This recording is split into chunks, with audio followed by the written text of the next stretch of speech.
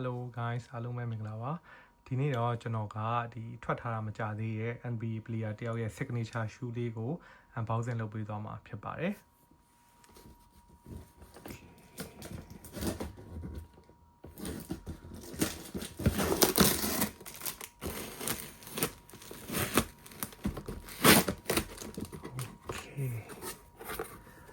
ဒီမနက်လေးကတော့ကျွန်တော် point စုံကမှာထားတာဖြစ်ပါတယ်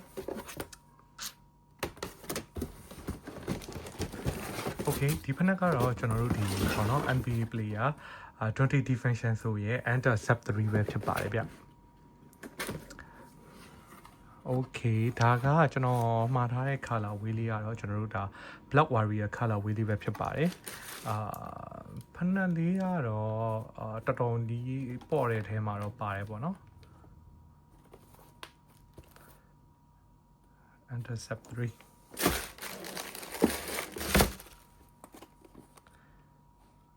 โอเคဒါဆိုရင်ဒီဖက်နှက်နဲ့ပတ်သက်တဲ့ပေါ့နော်ကျွန်တော်နည်းနည်းလေ့လာထားတဲ့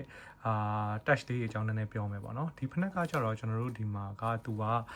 ဒါ full length eShop Pro phone သုံးထားတယ်ဒီ full length eShop Pro phone ဆိုတာကကျွန်တော်တို့ Anta Shop Face 7မှာသုံးထားတဲ့ဒီ cushion နဲ့အတူတူပဲပေါ့နော်ဒီ cushion ကကျွန်တော်တို့ဒါ comfort ဖြစ်တဲ့ထဲမှာပါတယ်ပေါ့နော်နောက်တစ်ခုကကျတော့သူကဒါ TPU heat counter ကိုသုံးထားရပေါ့နော်ဒီ TPU heat counter ကဘယ်လိုအလုပ်လုပ်လဲဆိုတော့ကျွန်တော်တို့ကဒီပေါ့နော်quickest တွေ run တဲ့အခါမှာကိုယ့်ရဲ့ heat ကို stabilize ဖြစ်အောင်ကျွန်တော်တို့ support လုပ်ပေးရတဲ့မှာပါတယ်ဟုတ်နောက်တစ်ခုကကျတော့ကျွန်တော်တို့သူ့ရဲ့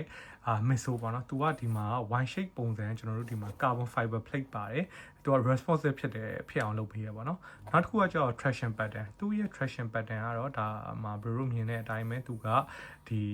ပေါ့နော် translucent အောက်ဆိုးကိုသုံးထားတယ်သူက herringbone pattern အနေနဲ့သုံးထားတယ် herringbone pattern ဆိုတာဘာလဲဆိုတော့လိုမျိုး zigzag pattern တွေကိုပြောတာသူက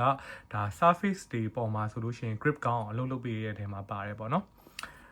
Okay ဒါလေးကတော့ဒါကျွန်တော်ရဲ့ unboxing video လေးပဲဖြစ်ပါတယ်ဒါတော့ short video လေးပေါ့နော်